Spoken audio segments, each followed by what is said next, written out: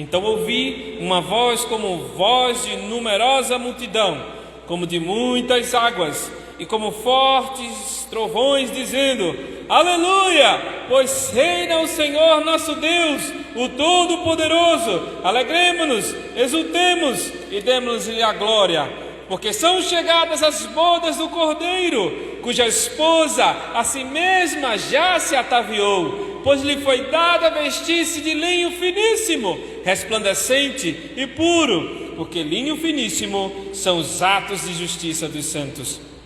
Então me falou o anjo: escreve, bem-aventurados aqueles que são chamados à ceia das bodas do Cordeiro.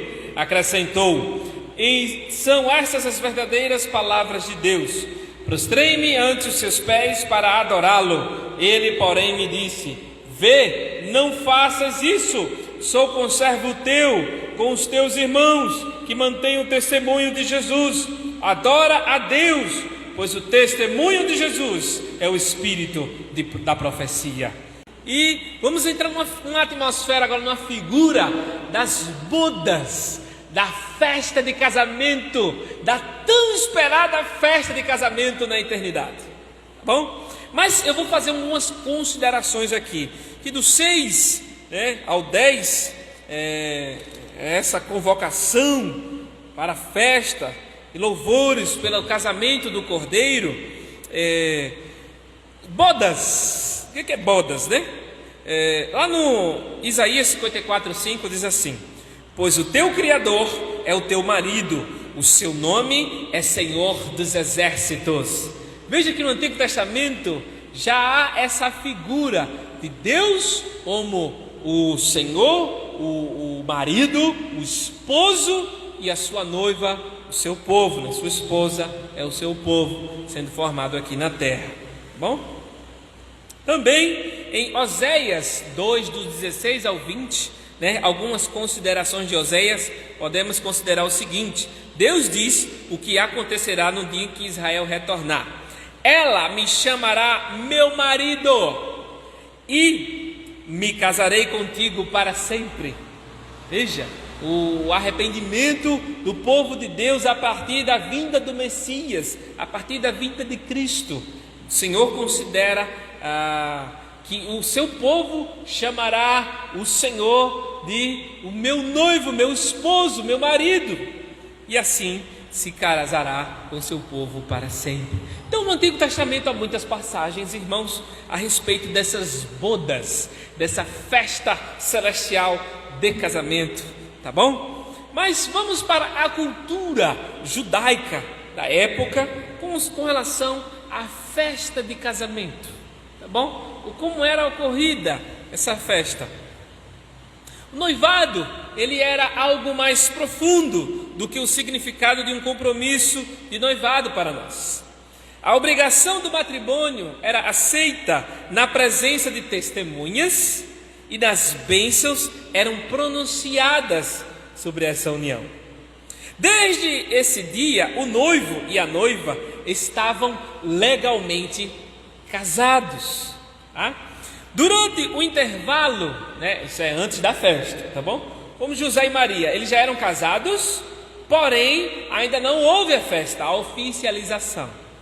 Por isso que o José, ele queria deixar Maria secretamente, fazer o divórcio secretamente e tal, mas ele já era casado com ela, porém não havia festa ainda. Como eu e Jace, nós casamos dia 15 de junho, e a festa de casamento foi no civil, a festa foi 9 de julho, um pouquinho parecido assim, E assim, na segunda parte, em segundo lugar, durante o intervalo, esse intervalo entre o casamento pela família e a festa em geral, o esposo pagava ao pai da noiva o dote. A gente fala do dote, pagar o dote, Algumas famílias ao redor do mundo ainda fazem isso, tá? Pagava um dote, a família da noiva. O esposo pagava ao pai da noiva um dote, pai da noiva, Nesse tempo também a noiva se prepara e se ataviava para receber o seu noivo. Banho de ervas, óleos, e por aí vai, e aquela coisa toda, né? Vai se produzindo aí, se preservando, os cuidados lá das pessoas. Já havia, viu, irmãos, no passado, viu? As mulheres sempre foram assim, cuidadosas com o corpo, a beleza, e por aí vai, tá? Ela devia apresentar-se a ele como noiva santa, pura, sem mácula, ou seja, uma noiva linda, sem manchas, também sem mácula. Como assim? Virgem, né? Terceiro, né? A procissão para a casa da noiva, né? Ao final do intervalo, o noivo saía em procissão para a casa da noiva, os amigos, né? O noivo era em seu melhor traje, era acompanhado de seus amigos que cantavam levando tochas e seguiam em direção à casa da noiva. O noivo recebia a noiva e a levava em procissão ao seu próprio lar. Lá corria a oficialização da festa e ele conduzia ela para a casa dele. As bodas propriamente ditas, né? As bodas incluem a festa que durava 7 ou 14 dias. Vocês conseguiram fazer essa associação com o reino eterno? Querem comentar alguma coisa a respeito disso? Fizeram alguma associação dessa festa de casamento terrestre com relação a Cristo e sua noiva?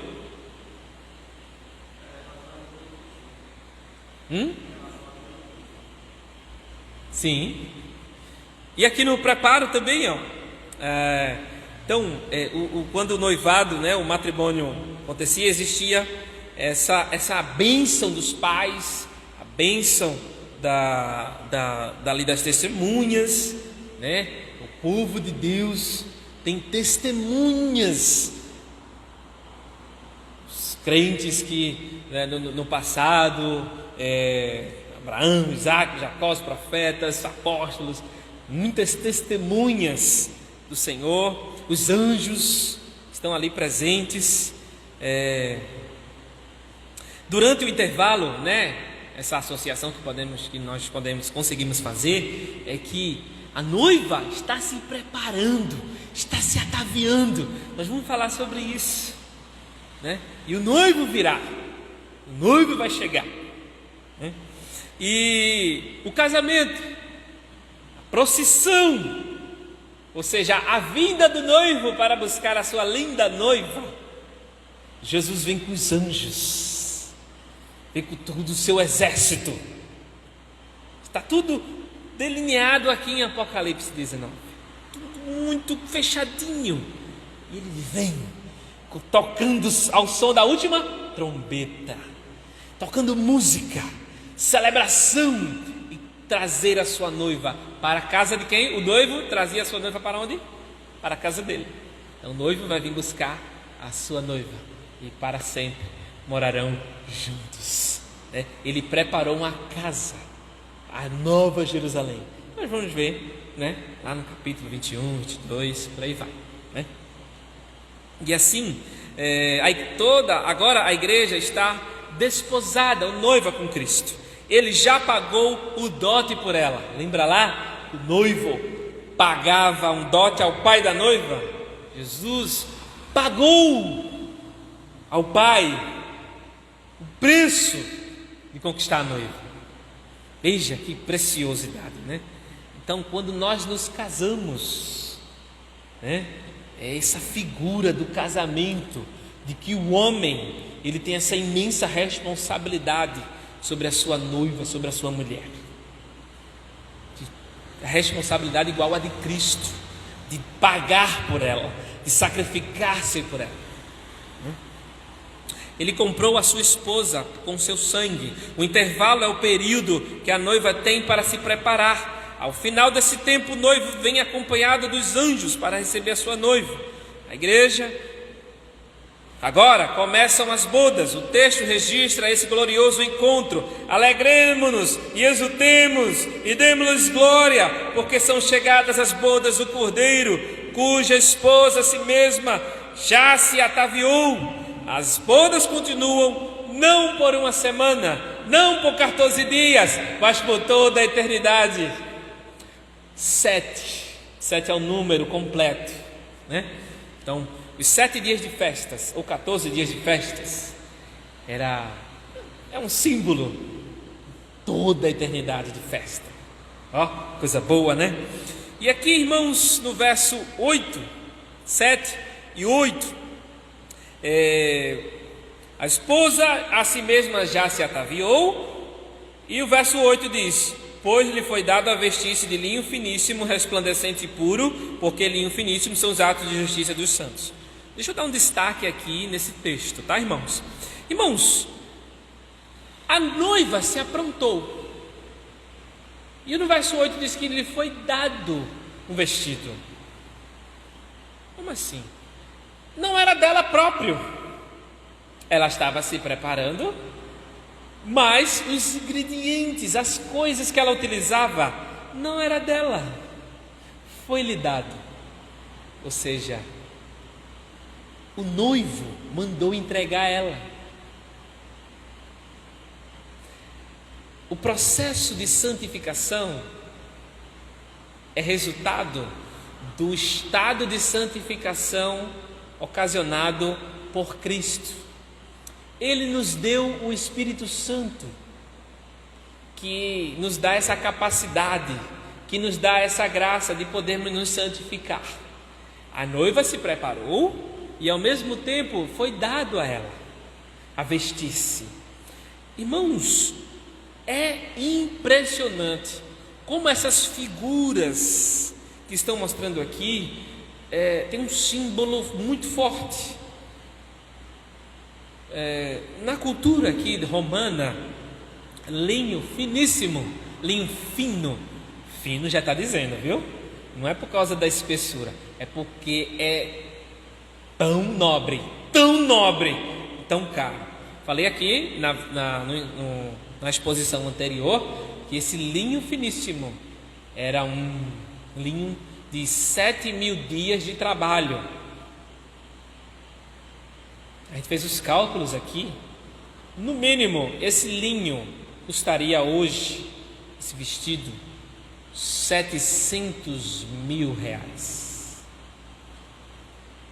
Na época, quem usava eram os generais. A conquista de uma província, eles conquistavam, voltavam para Roma, né? Um punho levantado, uma carruagem com linho finíssimo, celebrando lá a vitória.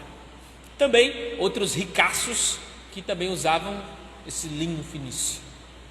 Então ele toma essa figura e diz: o noivo lhe deu do mais alto padrão a capacidade de serem santos. Santificar-se é resultado da santificação operada pelo Espírito Santo em nós. O vestido é caro, né? E aponta para o quanto foi cara a obra de Cristo por sua noiva.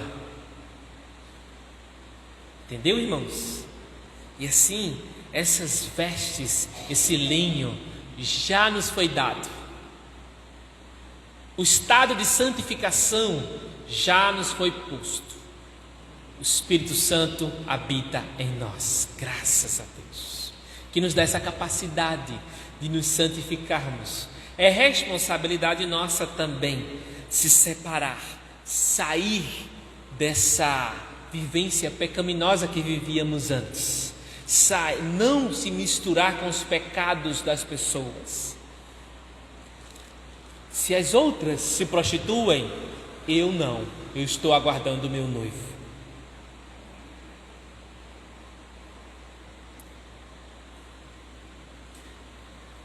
O resplandecente e puro significa totalmente limpo, totalmente puro, tão puro que chega a brilha.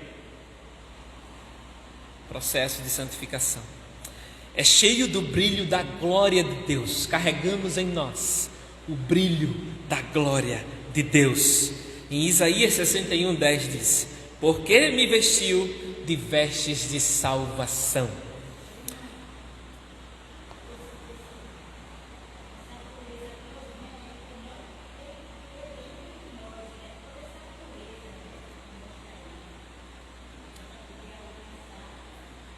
Isso só é possível porque somos salvos, só é possível porque Jesus ocasionou a obra da cruz, só é possível porque nos foi dada essa capacidade de santificar. Se um ímpio chegar, agora eu quero ser santo, eu não bebo, não fumo, eu não mexo com ninguém, não faço nada contra ninguém, eu dou meu dízimo, eu faço isso, ele vai conseguir se santificar, biblicamente falando? Sim ou não? Não, porque ele não tem o Espírito, porque ele não foi dado a ele ainda esse vestir-se,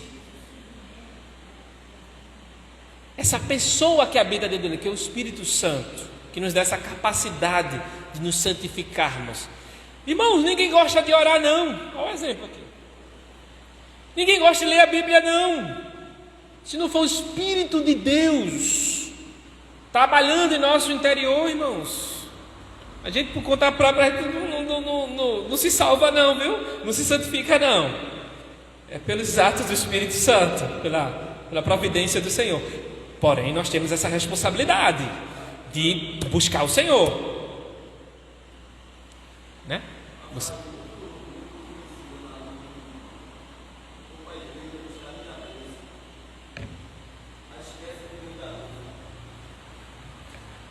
Vir ao culto não é para buscar uma bênção, é para doar, é se doar para o Senhor, oferecer um sacrifício a Ele, é a minha vida. Isso, as pessoas no Antigo Testamento iam para adorar a Deus lá no templo, no tabernáculo, depende da época, iam para oferecer um sacrifício, não era para... Aí o sacerdote abençoava a vida deles, né? A caminhada deles, a vida deles, né? Que o Senhor faça resplandecer sobre ti, te dê a paz, e o Senhor te cubra, né? Era aquela oração sacerdotal, né? O Arão e os sacerdotes faziam, né? Fala mais? Isso. Exatamente, somos nós que precisamos. Somos nós que precisamos nos reunir em adoração, em oração. Lembra lá do Salmo 183, eu preguei no início do ano. Ali ordena o Senhor a bênção e a vida para sempre. Aonde? Ali aonde? Na reunião dos santos. Tá? Então, essas vestes, irmãos, o texto ele já explica, a Bíblia já explica o que são essas vestes. São os atos de justiça dos santos. Opa, vamos parar aqui também, vamos falar sobre isso. Os atos de justiça são as obras. A obra da salvação produz obras. Jesus nos salvou. Porque eu sou salvo, eu consigo fazer obras para Deus. Antes, qualquer pessoa que queira fazer algo para Deus é inútil. Fazer uma obra para Deus para ser salvo é inútil.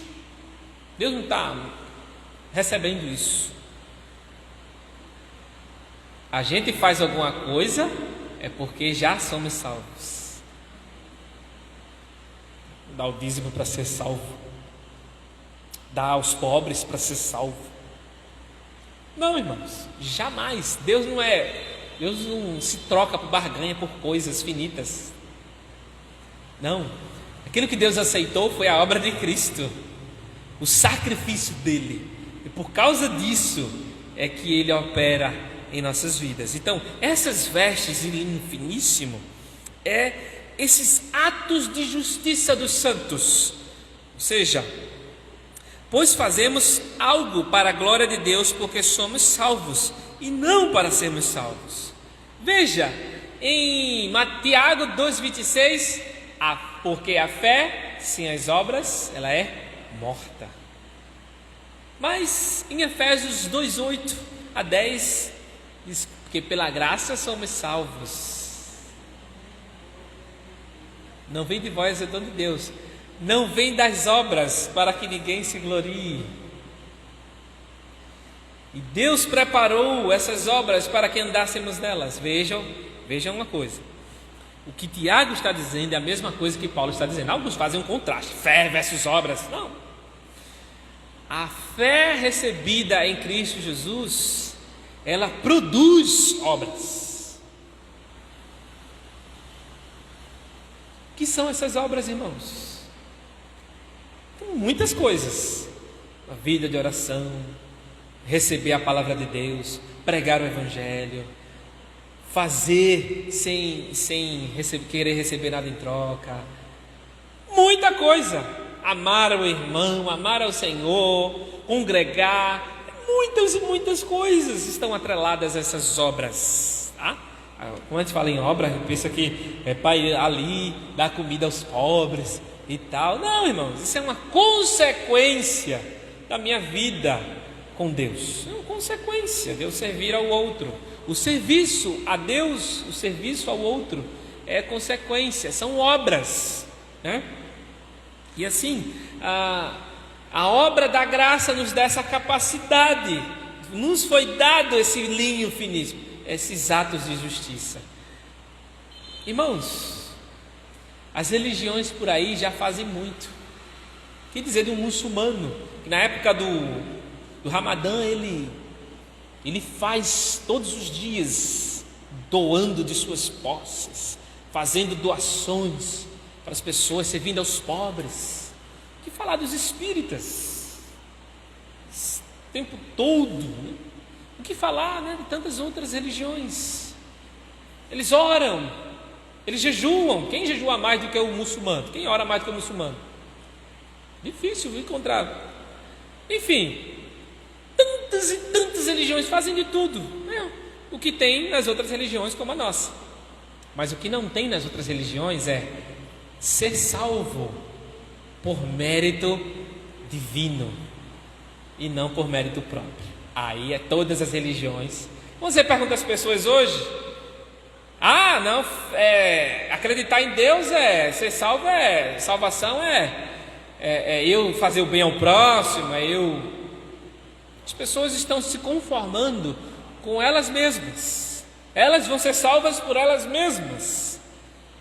Antes, as nossas justiças eram como trapos de imundícia, como panos tecidos de sangue podre ocasionado pela menstruação das mulheres das antigas. A Bíblia compara em Isaías 64:4 a nossa justiça, nossas bondades, com esses trapos, esses restos de sangue coagulado. Já pensou? Então não vale nada que as pessoas dizem. Eu pergunto, eu converso com as pessoas. Ter religião, acreditar em Deus é fazer o bem ao próximo, Então, atos de justiça. Jesus falou assim: se a vossa justiça não exceder a dos escribas e fariseus, de modo nenhum entrareis no reino dos céus. Já pensou? Os fariseus faziam o quê? Davam esmolas, davam dízimo, faziam muita coisa boa. Aí Jesus ensina no Sermão do Monte, né? A vivência correta de acordo com ele, né? Então, tantas e outras coisas, né?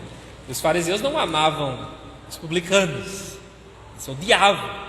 Aí Jesus vai. A justiça dos santos é o quê? Amar o teu inimigo. Já pensou? E orar por ele. E por aí vai, né? Por aí vai. Então, os atos de justiça dos santos, tá? Também aqui, irmãos, porque o linho finíssimo são os atos de justiça dos santos. Ele finaliza, né? E aqui o convite, né, esse casamento. Então ele fala aqui no verso 10, no verso 9, aliás: bem-aventurados aqueles que são chamados à ceia das bodas do Cordeiro. E acrescentou: são essas as verdadeiras palavras de Deus. Irmãos, os convidados e a noiva é uma coisa só, é todo o povo de Deus, tá? E ele utiliza essa figura também em algumas parábolas, né? E aqui,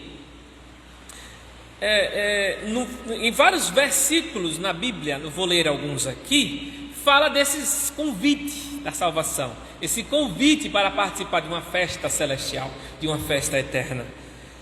Isaías 25:6 diz assim: neste monte o Senhor dos Exércitos preparará um farto banquete para todos os povos, um banquete de vinho envelhecido, com carnes suculentas e o melhor vinho. Figura do banquete celestial, né? Isso aqui são dois banquetes, né? São duas festas, são duas celebrações, duas comidas, né? Dois banquetes do fim do mundo, nós estamos estudando hoje, né? Então esse banquete celestial. Então Lucas 14:15 diz assim: bem-aventurado aquele que comer pão no reino de Deus. Mateus 8:11: também vos digo que muitos virão do Oriente e do Ocidente e sentarão à mesa de Abraão, Isaque e Jacó no reino do céu. Jesus falou isso. Lucas 22:30: para que comais e bebais a minha mesa no meu reino. Irmãos, estar à mesa com Cristo, banquetear-se com Cristo, tem um profundo significado na cultura da época. Sentar com uma pessoa naquela cultura era um compromisso de amizade profunda com aquelas pessoas. Por isso que os fariseus reclamavam de Jesus: o nosso mestre senta com escribas ou senta com republicanos e pecadores. Imagina aqueles homens falando essas coisas, já imagina. Por que, irmão, que eles estão inchados, os fariseus e os saduceus? Porque Jesus estava estabelecendo um relacionamento profundo e íntimo com aquelas pessoas que estavam seguindo Ele, com aqueles corações arrependidos. Lembra lá de Apocalipse 3:20? Entrarei em sua casa, cearei com ele e ele comigo. A igreja de Laodiceia isso também está falando para a igreja de Laodiceia. Nessa Apocalipse 4 até o 22, está falando para as 7 igrejas, tá? É uma vivência sobre aquelas 7 igrejas do início lá. Então isso aqui também fala para a igreja de Laodiceia, que eles eram indiferentes, eram mornos, indiferentes, tá? E aí Jesus está mostrando, no Apocalipse 3:20, cearei em sua casa com ele comigo. Jesus estava chamando aquela igreja para uma comunhão profunda. Eles não tinham comunhão com Cristo. Se diziam crentes, mas não tinham Cristo dentro de casa, dentro do coração, dentro da vida deles. E Jesus chamando eles para a comunhão, para ceiar juntos. Já pensou? E assim, irmãos, esses são os convidados. Nós somos convidados e ao mesmo tempo somos a noiva, a esposa do Senhor, tá bom? E aqui o verso 10 o João, ele vai adorar o anjo. Irmãos, é muito sério isso aqui. João deixa registrado o próprio erro dele. Já pensou? O que acontece aqui? João fica maravilhado e trata o anjo como uma divindade e se prostra para adorá-lo. E o anjo repreende a João: não faças isso, eu sou teu conservo. Sabe o que o anjo quis dizer para ele? Eu sou um ajudante teu. O anjo era tão humilde que disse: eu sou teu ajudante, eu sou tão servo de Deus como tu. Ok, irmãos, João com certeza era influenciado pela cultura do culto aos anjos, a cultura judaica da época. Lembra lá que em Colossenses fala contra o culto aos anjos. Tem músicas nossas hoje que é culto a anjos, viu, irmãos? Tem orações que as pessoas fazem que é culto a anjos. Porque quando eu oro falando com o anjo, ou ordenando ao anjo, o anjo faz isso, faz aquilo, eu estou cultuando aos anjos. E aí João é repreendido a adorar somente a Deus. E ele diz no final, né, o anjo diz: pois o testemunho de Jesus é o espírito da profecia. O que é isso que ele quis dizer? Ele quis dizer o seguinte: profecia inspirada pelo Espírito Santo. Assim, o texto está dizendo que quando os santos mantêm o testemunho acerca de Jesus, o Espírito os inspira da mesma maneira que fez com os profetas. O anjo está dizendo: sou teu conservo, eu sou servo do Senhor também.